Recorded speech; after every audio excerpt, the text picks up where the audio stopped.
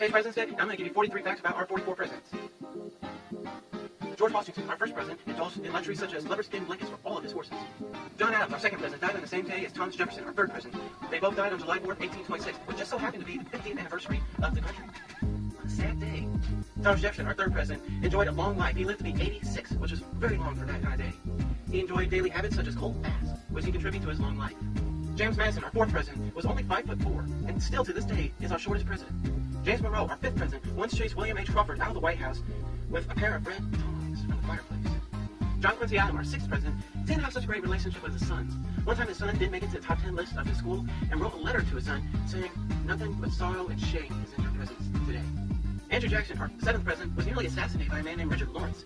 Richard had decided that Jackson was the only thing keeping him from inheriting the British throne and tried to shoot Jackson as he left the Capitol building. Martin Van Buren, our eighth president, didn't like being president. He hated it. He said the two happiest days of his presidency was the day he came in and the day he went out. William Harrison, our ninth president, died after 31 days of being in prison. To this day is the shortest presidency, and is also why we have firm plans on what to do after the president dies. John Tyler, our 10th president, started dating a girl 30 years younger than him, only 30 days after his wife had died.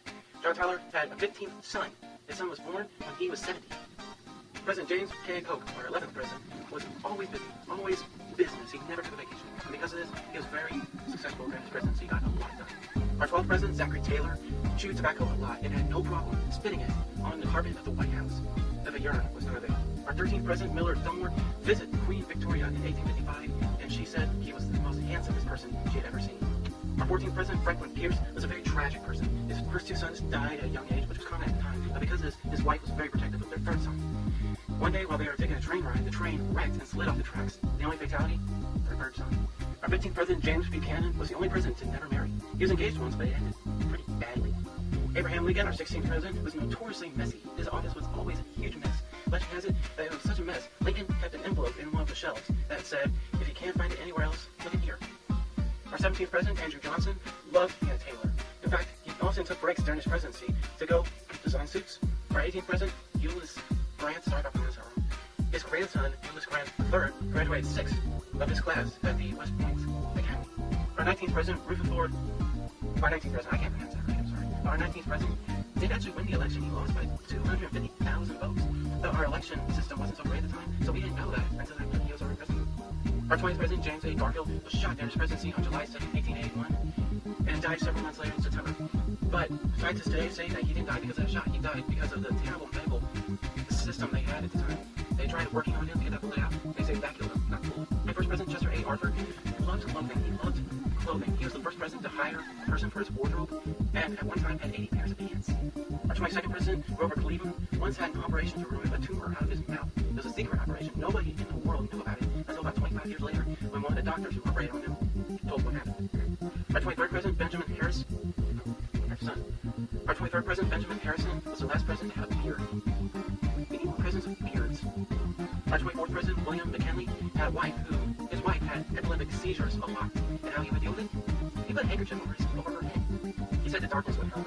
But after he would put the handkerchief over her head, he would just go on with his day, acting like nothing happened. Our 25th president, Theodore Roosevelt, loved food. He often drank a gallon of coffee a day and 80 hard-boiled eggs for breakfast. Our 26th president, William Taft, was the only president to be president of the executive branch and also judicial. He was a part of the United States Congress 8 years after he was president.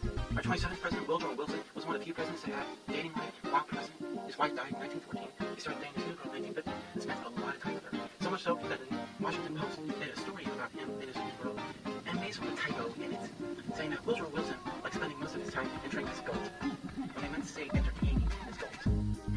Our 28th president, Warren Harding, loved gambling. He loved playing cards. In fact, one time, he lost an entire chest of U.S. China in a game of poker. Our 29th president, Cleveland Coolidge, had a son who was the only fatality to die in the White House because of the White House. He was playing tennis with his brother and got a blister on his toe. That got infected and he died of blood poisoning a couple days later. Our 30th president, Herbert Hoover, wrote a book called Fishing for Fun and soothed the soul. 31st president, Franklin D. Roosevelt, was driven around in a hand-me-down Cadillac that was previously owned by Al Capone. Our 32nd president, Henry S. Truman, his middle name S didn't stand for anything. It was just a mess. Our 33rd president, Dwight Eisenhower, really wanted to be a baseball player. He once said, "Not being a baseball player was one of the greatest mistakes of my life, if not the greatest."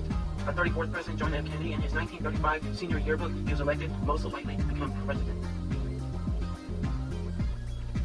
Our 35th president, Lyndon B. Johnson, was inaugurated 2 hours and 8 minutes after John F. Kennedy's assassination. He was the first president and so far only president to be inaugurated on Texas soil and the only president to be inaugurated by a woman. Our 36th president, Richard Nixon, always wore a suit. Always. Even if he was home alone in the White House, he was wearing a suit. Yeah. Our 37th president, General Ford, was the only president to have a modeling career. Our 38th president, Jimmy Carter, was the only president to file an official report on UFO sighting. Our 39th president, Ronald Reagan, was a notorious doodler. He always doodled during boring meetings. Our 40th president, George H.W. Bush, received a knighthood from Queen Elizabeth II. He has been the third president to be awarded this honor. Our 41st president, Bill Clinton, loved to golf. In fact, there is a statue of him playing golf in Ireland. Our 42nd president, George W. Bush, is the only U.S. president to earn an MBA. And finally, our 43rd president, Barack Obama, his stepbrother, is the head men's basketball coach at the Oklahoma State University. Thank you for watching. Have a great President's Day. I'll see you tomorrow.